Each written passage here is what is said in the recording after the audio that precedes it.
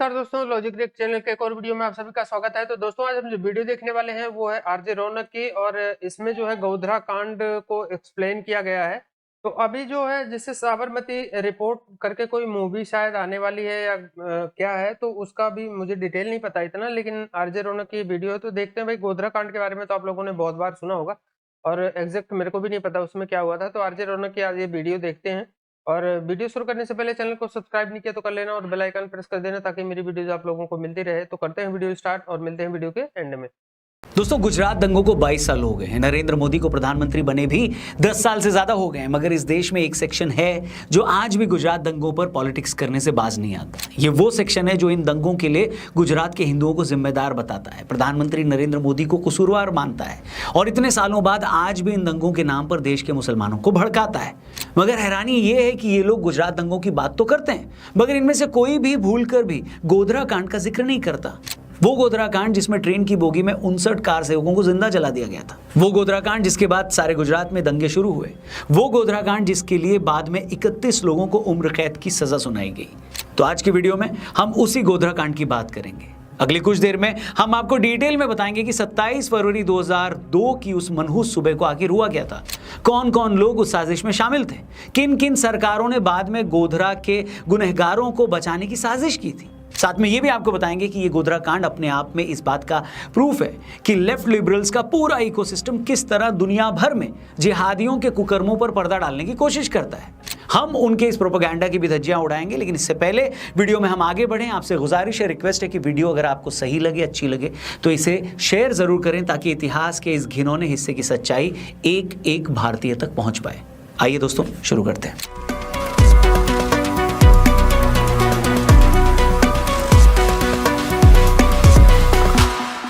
तो दोस्तों ये फरवरी 2002 की बात है। अयोध्या में विवादित ढांचा गिराया जा चुका था। राम मंदिर बनाने को लेकर अब भी संघर्ष जारी था। इसी कड़ी में विश्व हिंदू परिषद ने 22 फरवरी 2002 को अयोध्या में शिला पूजन कार्यक्रम रखा था। इस कार्यक्रम का मकसद यही था कि मंदिर निर्माण को लेकर लोग अपनी आस्था दिखाएं और देश भर से लोग अयोध्या पहुंचकर मंदिर निर्माण के लिए अपना समर्थन दें।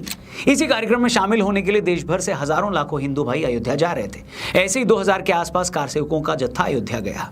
कार्यक्रम में शामिल होने के बाद ये लोग 26 फरवरी को अयोध्या से अहमदाबाद के लिए चले थे। 27 फरवरी की सुबह 7:30 पौने 8 बजे के करीब साबरमती एक्सप्रेस गोधरा प्लेटफॉर्म पर रुकती है। उस वक्त ये गाड़ी अपने तय समय से 3.5 घंटे लेट चल रही थी। गोधरा प्लेटफॉर्म पर कुछ देर रुकने के बाद गाड़ी बमुश्किल थोड़ी देर ही आगे बढ़ी होती है कि कोई चेन खींचकर ट्रेन को रोक देता है। आपको बता दें कि यूं तो उस दिन क्या हुआ इसे लेकर कई तरह की कॉन्स्पिरेसी थियरीज हैं, मगर आपको सीधे तौर पर वही सारा ब्यौरा मैं यहां पर इस वीडियो में दे रहा हूं जिसे बाद में सुप्रीम कोर्ट की तरफ से बनाई गई एसआईटी ने भी ठीक माना और नानावटी आयोग ने भी। तो हुआ यह कि जैसे ही ट्रेन गोधरा स्टेशन से थोड़ी आगे बढ़ी तो ट्रेन के भीतर से कोई चेन खींचता है। बाद में हुई फॉरेंसिक जांच से यह भी बात साबित हुई कि 3-4 बार चेन खींचकर गाड़ी को रुकवाया गया। ट्रेन जिस जगह रुकवाई गई वहीं पर एक मुस्लिम बस्ती थी। एसआईटी की रिपोर्ट में यह बात सामने आई कि ट्रेन के रुकते ही सैकड़ों की भीड़ ने ट्रेन की तरफ पत्थर मारने शुरू कर दी। इस पत्थरबाजी से घबराकर लोगों ने ट्रेन की खिड़कियां बंद कर ली। तभी पत्थरबाजी का फायदा उठाकर कुछ लोग ट्रेन के अंदर चढ़ गए। आपको बता दें कि जो भी लोग इस साजिश में शामिल थे उन्होंने हादसे की जगह के पास में मौजूद अमन गेस्ट हाउस में एक रात पहले ही मीटिंग भी की थी। तकरीबन 40 लीटर पेट्रोल वहां पर लाकर रख दिया गया था। पत्थरबाजी का फायदा उठाकर ट्रेन के अंदर घुसे लोगों ने पेट्रोल को डिब्बे के अंदर बहा दिया और खुद ट्रेन से कूदकर बर्निंग रैक्स को खिड़की से डिब्बे के अंदर फेंक दिया। यही वजह थी कि सिर्फ 5 मिनट के अंदर ही S6 कोच में इतनी भयंकर आग लग गई कि चंद मिनटों में 59 लोग मारे गए। मरने वालों में 27 पुरुष, 20 महिलाएं और 12 बच्चे थे, जिनमें कुछ बच्चे तो 2-2.5 साल के थे। ये वो कार सेवक थे जिन्होंने किसी का कुछ नहीं बिगाड़ा था। ये तो बस अपने सबसे बड़े आराध्य भगवान राम के मंदिर निर्माण के लिए अपना समर्थन देने गए थे। इनकी किसी से कोई लड़ाई नहीं थी। जब कुछ लोग गुजरात दंगों में मारे गए महिलाओं और बच्चों का हवाला देकर पूछते हैं ना कि इनका क्या कसूर था, तो उनसे यह भी पूछ लीजिएगा कि गोधरा की ट्रेन में जिंदा जला दिए गए उन 12 बच्चों का क्या कसूर था। आज की तारीख में एक मॉब लिंचिंग भी हो जाती है तो कुछ लोग सालों साल उस आदमी का नाम ले लेकर सवाल पूछते हैं कि कैसे भारत में धर्म के नाम पर लोगों को मारा जा रहा है, मगर गोधरा में 59 लोगों को जिंदा जला दिया गया और किसी ने कोई सवाल नहीं पूछा। मैं आपसे पूछता हूं, क्या आप में से कोई है जो मुझे उन 59 में से 3 लोगों के नाम भी बता सकता है?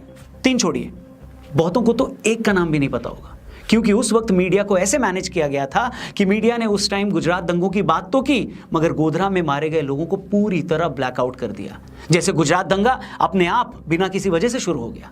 आपको बता दें कि गोधरा में ट्रेन को किस तरह साजिश करके जलाया गया, ये इन्वेस्टिगेशन टीम के लिए आसान नहीं था।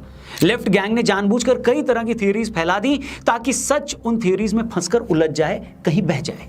पहले तो एक झूठ ये फैलाया गया कि गोधरा की घटना कोई साजिश नहीं थी। कुछ लोगों ने कहा सुबह 7:30 बजे गोधरा पहुंचने से पहले साबरमती एक्सप्रेस सुबह 6 बजे के आसपास दाहोद रेलवे स्टेशन पर पहुंची थी।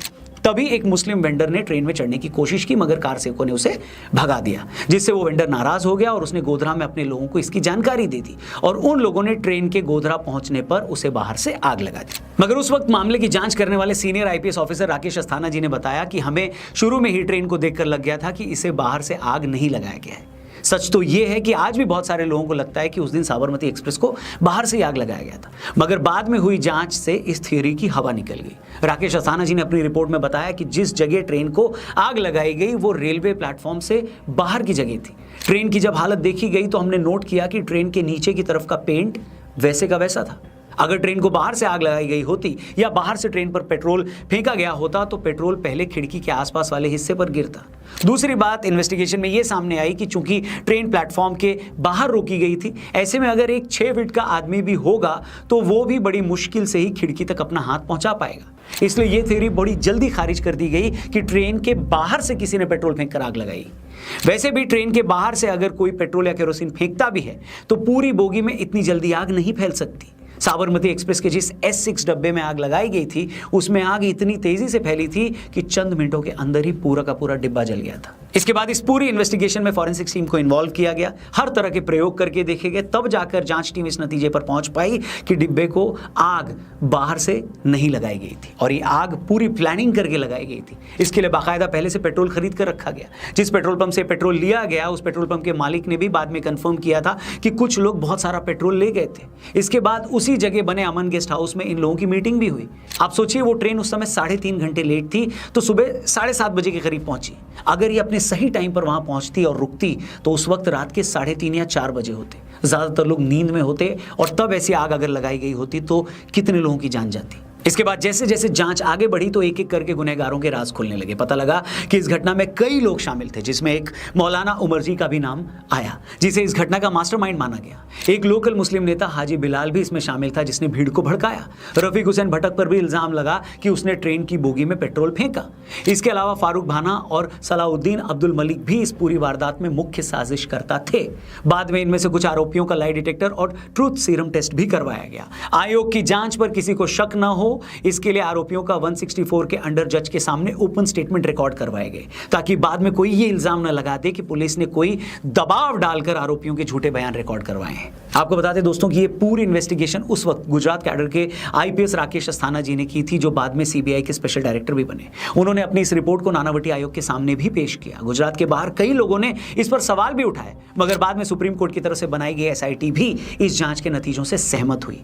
नानावटी आयोग ने जो अपनी फाइनल रिपोर्ट पेश की उसमें भी यह माना कि साबरमती एक्सप्रेस के S6 डब्बे में एक साजिश के तहत ही आग लगाई गई थी। 2011 में एसआईटी की अदालत ने इस रिपोर्ट के बेस पर गोधरा कांड में 31 लोगों को दोषी माना, जिसमें से 11 लोगों को फांसी की सजा सुनाई गई, 20 लोगों को उम्र कैद की सजा। हालांकि गुजरात हाईकोर्ट ने बाद में 11 लोगों की फांसी को भी उम्र कैद में तब्दील कर दिया था। तो दोस्तों ये तो थी गोधरा कांड की पूरी सच्चाई। पर जैसा कि मैंने शुरू में कहा कि दुनिया भर में लेफ्ट लिबरल गैंग की यह कोशिश रहती है कि जहां कहीं भी जिहादी किसी कांड में इन्वॉल्व है, उन्होंने अगर कोई बड़ा कांड कर दिया है तो उसके आसपास इतनी कॉन्स्पिरेसी थियरीज बुंदो ताकि किसी को पता ही ना चले कि सच आखिर है क्या। ठीक यही काम 2004 में यूपीए सरकार बनते ही रेल मंत्री लालू यादव ने किया था। उन्होंने पहली फुर्सत में साबरमती एक्सप्रेस में लगी आग की जांच के लिए सुप्रीम कोर्ट के रिटायर्ड जज उषा बनर्जी की अध्यक्षता में एक कमेटी बना दी। इस कमेटी को पता नहीं क्या जल्दी थी, इसने पता नहीं क्या ही जांच की। इसने बड़ी जल्दी फाइनल रिपोर्ट पेश करके यह बता दिया कि साबरमती एक्सप्रेस के S6 डब्बे में किसी साजिश से आग नहीं लगी, बल्कि ये आग तो एक एक्सीडेंट से लगी थी। मतलब बनर्जी कमेटी ने तो अपनी रिपोर्ट में यह बात ही खारिज कर दी कि साबरमती एक्सप्रेस के S6 डब्बे में किसी ने आग लगाई भी थी। मगर गुजरात हाईकोर्ट ने इस रिपोर्ट को एक्सेप्ट नहीं किया। बाद में बने और आयोगों में किसी ने भी इस रिपोर्ट को नहीं माना। लेकिन जैसे कि मैंने कहा, कॉन्स्पिरेसी थियरीज बनाई ही इसलिए जाती हैं ताकि उन थियरीज के बीच में सच को धुंधला किया जा सके। अब अगर सरकार के अंदर ही बैठे लोग फर्जी रिपोर्ट बनाकर ये प्रूव कर देंगे कि ट्रेन में तो आग एक्सीडेंट की वजह से लगी थी, तो इन लोगों का जो वोट बैंक है वो इसी बात को पकड़ लेगा। अब ये वोट बैंक यही कहेगा कि देखो, अब तो रिटायर्ड जज की रिपोर्ट भी यही कह रही है कि ट्रेन में आग एक एक्सीडेंट से लगी थी, हमें तो जानबूझकर बदनाम किया जा रहा है। और गोधरा कांड कोई ऐसी पहली घटना नहीं है, ऐसे कई एग्जाम्पल्स भरे पड़े हैं। अमेरिका में जब 9/11 का हमला हुआ तो पूरी दुनिया ने देखा, हम सबने टीवी पर देखा कि किस तरह अलकायदा के आतंकियों ने वर्ल्ड ट्रेड सेंटर के दोनों टावरों से प्लेन की टक्कर करवाकर 3000 लोगों से ज्यादा लोगों की जान ले ली। मगर कुछ लोग ये सब देखते हुए भी सच नहीं मानते। अलकायदा से हमदर्दी रखने वाले लोग तो ये भी कहते हैं कि हमला खुद CIA ने करवाया है।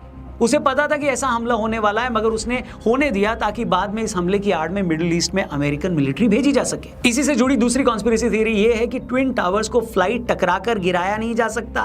इन टावर्स के अंदर पहले से ही विस्फोटक लगाए गए थे और प्लेन की टक्कर के बाद इसमें धमाका हो गया।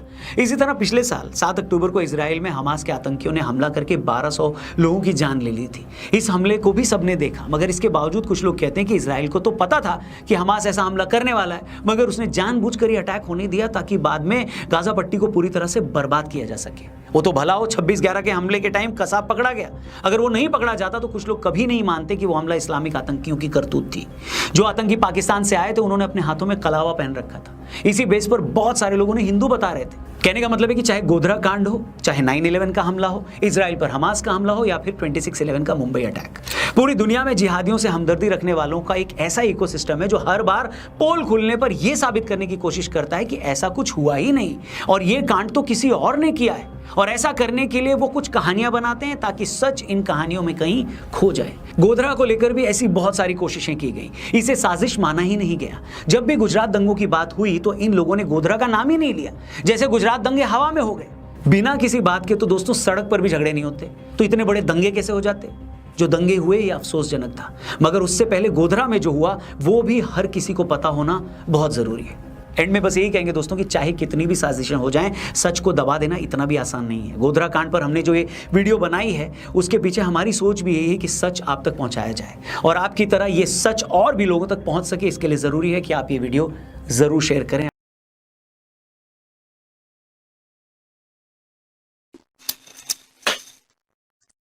जी बिल्कुल जी, गोधरा कांड के बारे में बात करने से पहले गुजरात के जो दंगे हुए हैं उनके बारे में बात कर लेते हैं। जो भी कट्टरपंथी सोच रखने वाले लोग हैं और मुसलमानों को इस बात के ऊपर भड़का रहे हैं गुजरात के दंगों को लेकर, तो उनको ये भी पता होना चाहिए कि जो गोधरा कांड हुआ है उसके ऊपर भी उनको बात करनी चाहिए थी। यार, हिंदू और मुस्लिम को साइड पे रखकर इंसानियत की बात यहाँ पे करना बड़ा जरूरी है। हम ये नहीं कहते कि जो गुजरात में हुआ वो सही हुआ, गुजरात में जो हुआ वो गलत हुआ, लेकिन इसका मतलब ये नहीं है कि गोधरा के वो जो मुसाफिर लोग हैं वो एक इनोसेंट ग्रुप है, उसका तो इस गुजरात जो दंगा हुआ है उससे कुछ लेना देना ही नहीं है, कुछ दूर दराज तक ताल्लुक ही नहीं है। उन बेचारों का क्या कसूर? वो तो यात्री थे, वो इनोसेंट लोग थे, अपना जो भी काम था उनका, वो अयोध्या में जितना भी क्या कहते हैं हिंदी में उसको, कार्यक्रम, तो वो करके तो वापस लौट रहे थे। तो उसमें यार इतना बड़ा एक हादसा हुआ है और ये हादसा जितने भी यहाँ पे पॉइंट बताए गए हैं प्री प्लान है, क्योंकि वहां पे पेट्रोल पहले से रखा गया, वहां पे चैन 3 दफा खींची गई, गाड़ी 3 घंटे लेट हुई। ये सारे पॉइंट जो हैं ये सीधा सीधा जाते हैं कि ये प्लान पहले से तय हो चुका था कि ये हादसा होना है। फिर जाके गाड़ी में वहां पे उन्होंने चैन खींचने वाले बंदे ने जब चैन खींची, फिर पूरा एक जत्था कट्टरपंथियों का जिसमें कुछ हाजी थे कुछ मौलाना थे वो सारे इंटर हुए। उन्होंने पेट्रोल जो है वो काफी ज्यादा 40 लीटर तक पेट्रोल इकट्ठा पहले से किया हुआ था, वो गाड़ी के अंदर उल्टाया और उसके बाद जाके गाड़ी में आग लगाई। और फिर कुछ लोग लालू प्रसाद यादव जैसे जो लोग वो अपनी वोट बैंकिंग के लिए यार इंसानी खून को भी देखिए कि बेचने पर तैयार हो गए हैं, कि उन्होंने एक कमेटी बनाई है जिसमें ये तय करना था कि ये हादसा हुआ है या ये एक प्री प्लान काम हुआ है। तो उसमें उनकी जितनी भी कमेटी थी उन्होंने ये कहा जी कि ये तो एक प्री प्लान नहीं हुआ काम, ये तो एक हादसा था। वोट बैंकिंग के लिए उन्होंने इस चीज को भी डिफेंड कर दिया, हालांकि ऐसा नहीं होना चाहिए था। उन्हें चाहिए था कि छानबीन अच्छे से करवाते और जो जो लोग इस हादसे के पीछे हैं उनको सख्त से सख्त सजा जो है वो मिलना जरूरी थी। और हम तो आज भी कहते हैं कि ऐसे लोगों को सजा मिलनी चाहिए, क्योंकि ऐसे लोग हैं जो एक मुल्क का अमन जो है वो दांव पे लगा देते हैं। हिंदू और मुस्लिम को साइड पे रख के अगर देखें तो सबसे ज्यादा इस वक्त जो हिंदुस्तान में ज्यादतियां हुई हैं वो हिंदू लोगों के साथ ज्यादा हुई हैं। क्योंकि अगर अयोध्या में जो राम मंदिर की बात थी तो तब भी सरेआम गोलियां जो हैं वो किस पे चलाई गई हैं? वो हिंदू लोगों पे चलाई गई थी। हिंदू लोग जो थे उसमें जिन्होंने बहुत सारी कुर्बानियां दी, उस मुद्दे के ऊपर कोई बात नहीं करने के लिए तैयार।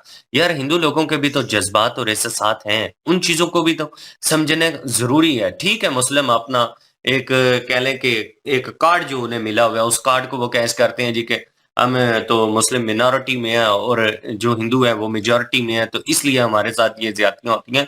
हालांकि ऐसा कुछ भी नहीं है, ये चंद ग्रुप है जो इस पूरे माहौल को इन्होंने खराब किया हुआ है। मैं इसके ऊपर अलग किस्म से ही बात करूंगा। मुझे थोड़ा सा जो है ना शंका हो रही है दोनों तरफ से के लोगों से। मेरी तो यही प्रार्थना है कि जो अगर दंगों वाली बात को लेकर आज भी मुसलमानों को कह लो कि उनके ये दुख दोते रहते हैं, रोते रहते हैं कि मुसलमानों के ऊपर जुल्म हुआ था, और या अगर ये जो गोधरा कांड है इसके ऊपर जो है ना बहुत बड़ा जो एक इशू बना है, तो मैं इसमें अलग तरह से सोचता हूँ। क्योंकि मैं यही कहता हूँ कि दोनों पक्षों को भी पीछे हट जाना चाहिए, खामोशी इख्तियार कर लेनी चाहिए।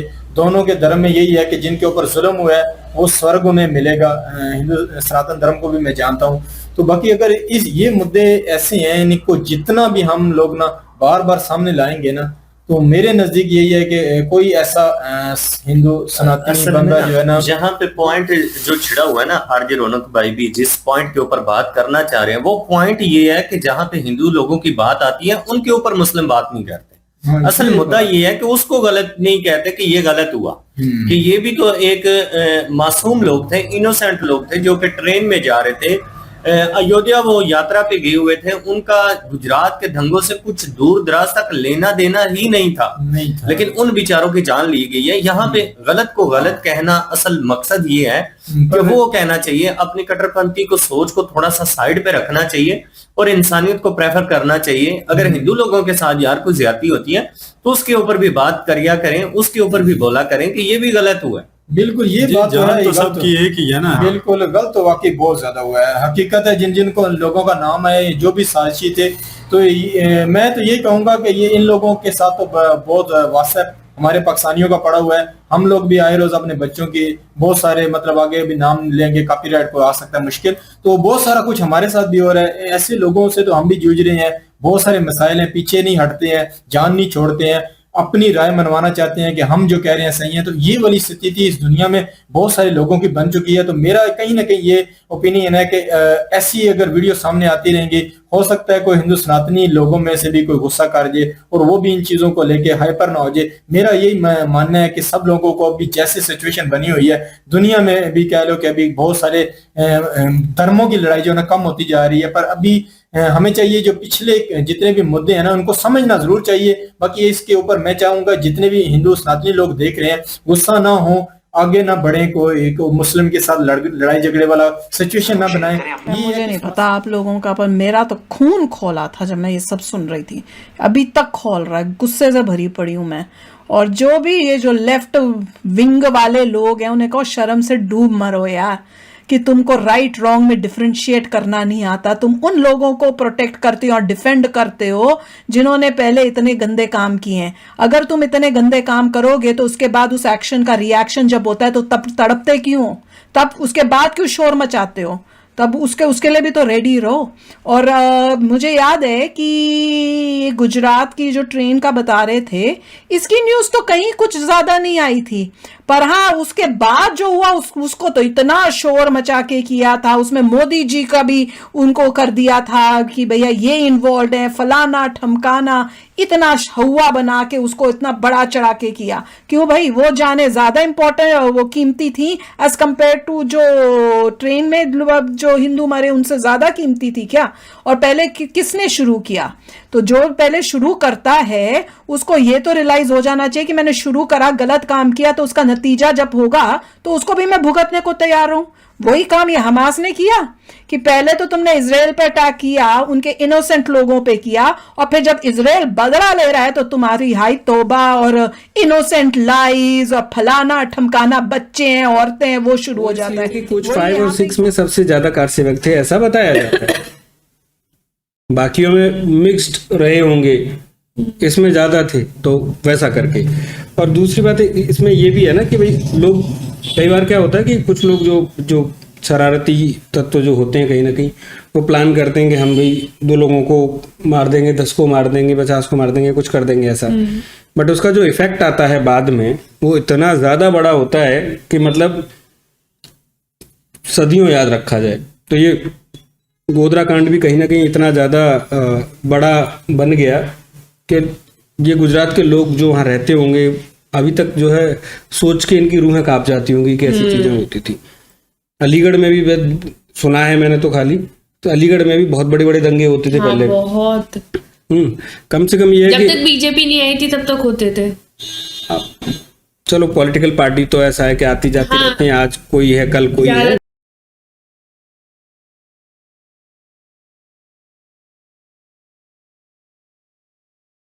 तो ये थी गाइस गोधरा कांड को जो आरजे रौनक ने एक्सप्लेन किया है। तो इसमें भाई देखो, मैं तो ज़्यादा बोलूँगा इसलिए नहीं क्योंकि मेरे को ये बहुत ज़्यादा इसकी जैसे बहुत डीपली इसकी स्टोरी मुझे नहीं पता है। तो इसमें कौन सही है कौन गलत है और क्या है, लेकिन जो भी है जो हुआ था वो तो गलत हुआ था। ये तो मतलब कि ये तो श्योरिटी है कि भाई वहाँ जो भी कुछ हुआ था वो गलत हुआ था। और इतना भी पता है कि वहाँ साजिश हुई थी, ऐसा नहीं है वो कोई नेचुरल घटना नहीं थी। वहाँ पे जो है कुछ ना कुछ इंसिडेंस हुआ था और जो कि किया गया था, ना कि जो है वो एक जैसे हादसा नहीं कह सकते उसे। वहाँ पे मतलब साजिश के तहत ये सब किया गया था और उसमें जो हिंदू लोगों को मतलब अंदर जला के मारा गया था। तो वो आपको लोगों को पता है भाई, पॉलिटिकल पार्टीज होती हैं चाहे वो कोई भी हो। मैं किसी पार्टी को इस मामले में नहीं कहूँगा कि वो बहुत अच्छी होती हैं। वो किसी भी पार्टी से बिलोंग करता हो। अब आप में से कई लोगों को हो सकता है कि बुरा लग सकता है, लेकिन मैं पॉलिटिकल अभी तक जितनी मेरे को समझ है या जितना मैं जानता हूँ, तो पॉलिटिकल पार्टी जो है अपने फायदे के लिए और अपना वर्चस्व रखने के लिए उनको सब कुछ वो कर गुजरती हैं। वो चाहे मतलब आज करंट गवर्नमेंट हो या जो पीछे गवर्नमेंट गई हैं वो हो, या कोई भी पार्टी हो जो अपने आप को इस पब्लिक में बोलते हैं कि मैं पाक साफ हूँ या मैं बहुत ईमानदार हूँ। तो मैं पॉलिटिकल पार्टी पे, और यही अपने कंट्री की बात नहीं कर रहा हूँ, किसी भी कंट्री में आप देख लो, सब जो है सत्ता में आने के लिए या सत्ता पाने के लिए या सत्ता बचाने के लिए हर वो चीज़ अपनाते हैं जो नहीं होता। और इसमें कहीं ना कहीं आम जो नागरिक होते हैं, आम जनता होती है, वो बेचारे इसका खामियाजा भुगतते हैं, जैसा कि ये गोधरा कांड में हुआ था। और इसमें हालांकि 31 लोगों को जैसा बता रहे हैं कि उसमें सजा हुई थी, तो अब ये नहीं समझ आ रहा है कि भाई उसमें 11 लोगों को जब फांसी हुई थी तो कोर्ट ने कौन से भी मतलब क्यों बदल दिया उनकी कि उनको उम्र कैद कर दी। भाई फांसी हुई थी तो फांसी दो, इसमें मतलब उम्र कैद बदलने की क्या जरूरत है। उनको तो जो उसमें जल के मर गए थे उनको तो कोई नहीं पूछने वाला कि भाई वो चलो ठीक है वो मरे नहीं, उनको भी बदल दो कि वो मरे ना, वो बिस्तर पे रहें या हॉस्पिटल में रहें। वहाँ तो कोर्ट या कोई ऐसा कानून या कोई सरकारी दायरा नहीं जाके करता कि हाँ भाई वहाँ पे ऐसा चेंज कर ले, तो इनकी सज़ा क्यों चेंज की जाती है। तो हमारे यहाँ के लॉ भी बहुत सारे यार, मतलब कि बहुत लॉ बहुत हमारे अच्छे भी हैं, लेकिन कुछ लॉ हमें हमारे सही भी नहीं है। जैसा कि आप लोगों को पता है दिल्ली वाला जो कांड हुआ था, उसमें भी एक बंदे को इसलिए छोड़ दिया गया था, कहते कि वो नाबालिग था। भाई नाबालिग था, लेकिन जब उसे सज़ा सुनाई जाने गई थी, जब उसने ये काम किया था तब नाबालिग था ना, लेकिन जब उसको सज़ा सुना दी तब तक तो वो बालिग हो चुका था ना। और नाबालिग किस चीज़ के लिए मान रहे हो भाई, इतने घिनौने काम में वो बंदा इंक्लूड था। ठीक है, दिल्ली वाले जो रेप केस था निर्भया कांड, उसके बारे में आप लोग जानते होंगे ना। तो भाई जब वो इतने घिनौने अपराध में शामिल हो सकता है तो किस चीज़ का नाबालिग है। तो ये हमारे यहाँ बहुत सारे लॉज ऐसे हैं कि कभी समझ नहीं आते यार कि मतलब किस तरह के बनाए गए हैं। तो वैसे अब यहाँ पे 11 बंदों को फांसी, मैं कह रहा हूँ किसी को उम्र कैद नहीं, सब। और हमारे यहाँ जिस दिन लॉ सख्त हो जाए ना बाकी कंट्रीज की तरह, जैसे कुछ कंट्रीज में है, देख लो आधे क्राइम अपने आप बंद हो जाएंगे। और ये जो जिनको ये बता रहे हैं कि चाहे वो मुस्लिम है हिंदू है जो भी है, मैं तो जो कहता हूँ मतलब कि डर नहीं है कोई, चाहे वो मुस्लिम है कोई भी। भाई हमारे देश में मुस्लिम या कोई ऐसा रिलीजन जो भी है अगर वो क्राइम करने के लिए सोचता है तो उसका सबसे पहला कारण है कि उसको पता है कि हमारे यहाँ लॉ ऐसा है कि वो गेम खेलता रहेगा, 10-20-15 साल तो इसी में गुजर जाएगा।